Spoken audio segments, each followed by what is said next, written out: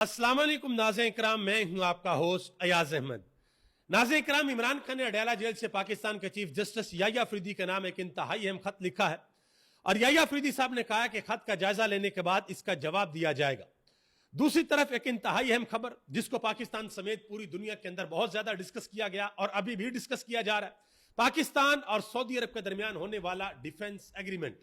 इसमें पाकिस्तान को क्या क्या फायदे होंगे, आने वाले वक्त में और कौन से मुल्क इसी तरह का डिफेंस एग्रीमेंट पाकिस्तान के साथ करने के लिए जा रहे हैं, और सबसे अहम तरीन और बड़ा सवाल, क्या अमेरिका इस डिफेंस एग्रीमेंट में ऑन बोर्ड है या नहीं। क्योंकि इस खबर के एक पहलू को डिस्कस किया गया, जिक्र किया गया, दूसरा पहलू डिस्कस नहीं किया गया। उसकी तफसीलात भी आपके सामने रखने के लिए जा रहा हूं। अलीमा खान आज सुप्रीम कोर्ट गई, वहां पर उन्होंने इंतहाई अहम बातें की हैं। पाकिस्तान तरीके इंसाफ पेशावर वाले जलसे के हवाले से क्या करने के लिए जा रही है, और इमरान खान ने जो अडयाला जेल से अहम तरीन पैगाम भेजा है वो भी आपके सामने रखने के लिए जा रहा हूं। गुजारिश करूंगा कि वीडियो को लाइक करके चैनल को सब्सक्राइब कर दें ताकि इंफॉर्मेशन का सिलसिला आप लोगों तक पहुंचता रहे। नाज़रीन किराम, सबसे पहले नंबर पे मैं तफसीलात आपके सामने रख दूं जो पाकिस्तान और सऊदी अरब के दरमियान एक डिफेंस एग्रीमेंट हुआ। इसमें किसी किस्म के कोई शक वाली बात नहीं है कि यह पाकिस्तान के लिए इंतहाई अहमियत का हामिल है। यह डिफेंस एग्रीमेंट पाकिस्तानी कौम के लिए बड़ी खुशी की बात है। पाकिस्तान का कद बहसियत कौम अक़वाम आलम में इस एग्रीमेंट के बाद ऊंचा होगा, बड़ा होगा। लेकिन कुछ ऐसी चीजें हैं जिनको डिस्कस करना बहुत ज्यादा जरूरी है। सबसे पहले नंबर पे पाकिस्तान की हुकूमत को चाहिए कि इस डिफेंस एग्रीमेंट के हवाले से पाकिस्तान की पार्लियामेंट के अंदर डिबेट की जाए ताकि पाकिस्तानी कौम को पता लगे कि यह डिफेंस एग्रीमेंट किस हैयत के अंदर किया गया है, इसमें क्या क्या कंडीशंस हैं। क्योंकि बहुत से सवालात हैं। एग्रीमेंट यह हुआ है कि अगर किसी ने सऊदी अरब के ऊपर हमला किया तो वो पाकिस्तान के ऊपर हमला तस्वर किया जाएगा, या अगर किसी ने पाकिस्तान के ऊपर हमला किया तो वो सऊदी अरब के ऊपर भी हमला तस्वर किया जाएगा। अब यहां पर अगर हम सोचें, पाकिस्तान के साथ पाकिस्तान के हमसायों में से कोई भी पंगा नहीं करता मां सिवाय इंडिया के। खुदा ना खास्ता अगर इंडिया पाकिस्तान के ऊपर हमला करता है तो क्या सऊदी अरब इंडिया को जवाब देगा? और दूसरी तरफ सऊदी अरब की बिलियंस ऑफ डॉलर की इन्वेस्टमेंट इंडिया के अंदर है। इस हवाले से पाकिस्तानी कौम को एतमाद में लिया जाना चाहिए। दूसरी बात, अगर सऊदी अरब के ऊपर कोई मुल्क हमला करता है, जैसे कतर के ऊपर इसराइल ने हमला किया था, तो क्या पाकिस्तान डायरेक्टली जवाब देगा? इसका जवाब भी आना चाहिए। और यह जो डिफेंस एग्रीमेंट हुआ ना, इसकी जो सबसे बड़ी वजह है वो ये है कि अमेरिका ने वो जिम्मेदारी पूरी नहीं की जो उनको करनी चाहिए थी। देखें, कतर में अमेरिकन बेसिस है, सऊदी अरब के अंदर भी अमेरिकन है, वहां पर पूरे का पूरा सिक्योरिटी सिस्टम है, और कतर को बड़ा महफूज मुल्क समझा जाता था। लेकिन इसराइल ने धड़ल्ले के साथ कतर के ऊपर हमला किया कुछ लोगों को निशाना बनाने के लिए, और अमेरिकन बिल्कुल खामोशी से तमाशाई बने रहे। उसके बाद फिर सऊदी अरब की आंखें खुली कि भाई ये तो कतर को नहीं इन्होंने बख्शा, तो कल को तो ये हमारी तरफ भी आएंगे, तो हमें किसी ऐसे मुल्क के साथ पार्टनरशिप करनी चाहिए जिनसे इनको खौफ महसूस हो। तो वो था पाकिस्तान। और पाकिस्तान क्यों है? क्योंकि हाल ही में हमने इस दुनिया के एक बहुत बड़े चैंपियन है जो कहते हैं कि हमारे पास बड़ी ताकत है, हिंदुस्तान, इंडिया, उनको हमने धूल चटाई है मैदान जंग के अंदर। हमने 6-0 से पूरी दुनिया के सामने यह बताया है कि पाकिस्तान के पास इतनी ताकत है कि हिंदुस्तान समेत दुनिया में से अगर किसी भी मुल्क ने कभी भी पाकिस्तान की तरफ मैली आंख से देखा तो फिर हम ऐसा जवाब देंगे कि वो तारीख का हिस्सा रहेगा। और हमने अल्हम्दुलिल्लाह, अगर हम हालिया तारीख देखें तो हमने जवाब दिया है, चाहे वो 2019 हो चाहे वो 2025 हो, हमने बड़ा कड़ाकेदार जवाब दिया है। तो इसी चीज को मद्देनजर रखते हुए सऊदी अरब ने यह एग्रीमेंट पाकिस्तान के साथ किया है।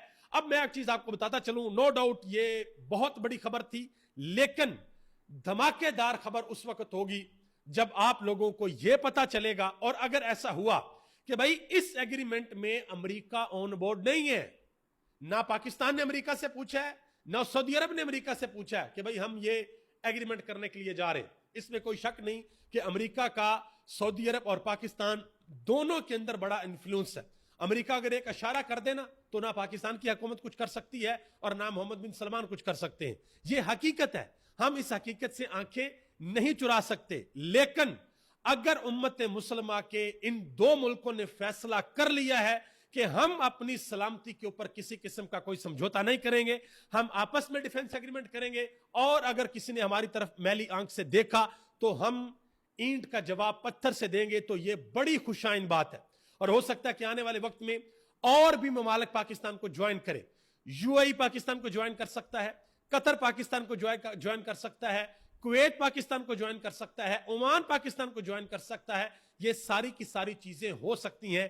آنے والے وقت میں اس حوالے سے آپ کو اہم ترین اور بڑی ڈیولپمنٹس ہوتے ہوئے نظر آئیں گی. لیکن اگر یہ ایگریمنٹ امریکہ کی مرضی سے ہوا ہے, امریکہ نے خود کہا جی ٹھیک ہے آپ یہ ایگریمنٹ کر لیں, تو پھر آپ اس کو یہ سمجھیں کہ یہ ایک پیپر ورک ہے, اس کے علاوہ اور کچھ نہیں. مجھے پتا کہ آپ میں سے شاید کچھ لوگ میری اس بات سے ناراض بھی ہوں گے اور یہ سمجھیں گے کہ یار یہ آپ کیا بات کر رہے ہیں. لیکن اگر آپ پچھلی تاریخ دیکھیں نا تو بہت سی چیزیں آپ کو ملتی ہیں. اگر امریکہ آن بورڈ ہے اور امریکہ نے اشارہ دیا پاکستان کو ٹھیک ہے بھی آپ بھی کر لو, اور سعودی عرب کو ہاں بھائی ٹھیک ہے آپ بھی کر لیں, تو پھر یہ ایک فارمیلٹی ہے, اس کے علاوہ اور کچھ بھی نہیں ہے. لیکن پورے عالم اسلام کی یہ خواہش ہے, ہماری یہ خواہش ہے, درینہ خواہش ہے کہ امت مسلمہ ایک جگہ پر اکٹھی ہو, اور جب بھی دوسری طرف سے کسی مسلم ملک کے اوپر کوئی حملہ کرنے کا سوچے تو ان کے دل کے اندر ڈر اور خوف ہو کہ بھائی اگر ہم نے سعودی عرب کے اوپر حملہ کیا تو تیار بیٹھا پاکستان منہ توڑ جواب دے گا. تو اللہ کرے کہ یہ معاملات آنے والے وقت میں بہترین ہوں. سعودی عرب کے جو وزیر دفاع ہیں انہوں نے بڑا زبردست قسم کا ٹویٹ کیا اس حوالے سے. انہوں نے کہا کہ kingdom of Saudi Arabia and Pakistan one front against any aggression, کہ ایک فرنٹ ہے کسی بھی اگریشن کے اگینسٹ. ٹھیک ہے, نیچے انہوں نے لکھا کہ آلویز اینڈ فور ایور, اور پاکستان اور سعودی عرب کا جھنڈا بھی لگایا. یہ بڑی اہم اور زبردست قسم کی بات ہے. زلمے خلیل زاد جو امریکن ڈپلومیٹ ہے انہوں نے اس حوالے سے ایک ٹویٹ بھی کیا جس سے یہ اندازہ ہوتا ہے کہ بھئی شاید امریکہ اس میں آن بورڈ نہیں تھا, لیکن آنے والے وقت میں مزید پتہ چل جائے. اب ذرا آجیں ایک اور چیز میں آپ کو ڈسکس کر لیتا ہوں.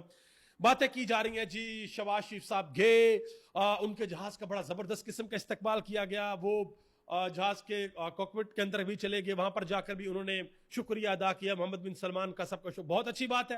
لیکن اب پاکستان کو ایک چیز کے اوپر محنت کرنی چاہیے. یہ بڑا اہم سنگ میل ہے جو الحمدللہ ہم نے عبور کیا ہے. اب پاکستان کو سعودیوں کے ساتھ یہ بات چیت کرنی چاہیے کہ بھائی اگر تو آپ کے اوپر کوئی حملہ کرتا ہے تو ہم تو تیار ہیں, ہم تو آپ کو ڈیفینڈ کریں گے, لیکن آپ بھی ہمارے اوپر کوئی مہربانی کریں, ہماری معیشت کو سہارا دینے کے لیے آپ ہماری مدد کریں. یہ ہم کہہ سکتے ہیں اب سعودی عرب کو.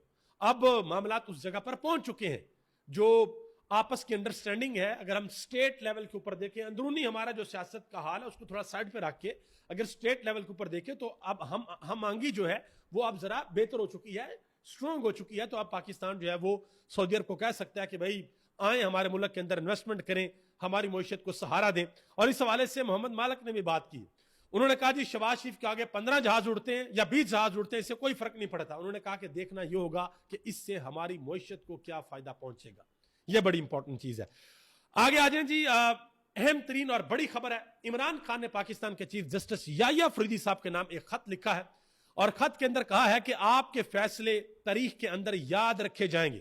عمران خان نے کہا کہ عوام کو دکھائیں کہ سپریم کورٹ انصاف کی آخری آرام گاہ ہے.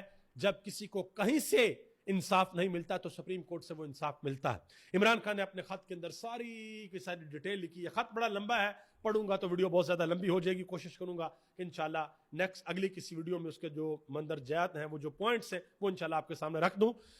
مزید چیف جسٹس یحییٰ فریدی صاحب کی جانب سے کہا گیا کہ خط کا جائزہ لینے کے بعد 24 گھنٹے میں اس خط کا جواب دیں گے. دیکھتے ہیں کہ کیا جواب دیا جاتا ہے.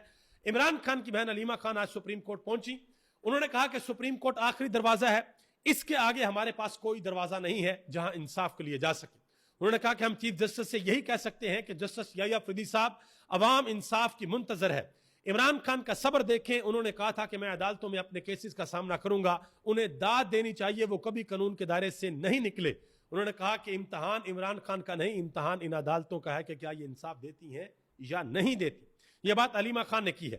مزید انہوں نے کہا کہ ایک وقت تھا جب لوگ سپریم کورٹ کے چیف جسٹس سے ڈرتے تھے, لیکن اب یہ صورتحال ہے کہ 100 گز کے فاصلے کے اوپر بیٹھا ہوا جسٹس ڈوگر 8 مہینوں سے عمران خان کا کیس نہیں لگا, کیسز وہ عمران خان کے نہیں سن رہے. آگے آ جائیں جی, جسٹس بابر ستار صاحب نے جو ایک فیصلہ دیا تھا, جو پی ٹی اے کے چیئرمین ہیں ان کو انہوں نے ان کے عہدے سے ہٹا دیا تھا. میجر جنرل ریٹائرڈ حفیظ الرحمان, اب ان کو ان کے عہدے کے اوپر بحال کر دیا گیا ہے. 2 رکنی بینچ تھا جسٹس انعام امین منہاس اور اس کے علاوہ جسٹس آصف، ان دونوں نے یہ کیس سنا ہے. انٹرا کورٹ اپیل دائر ہوئی تھی.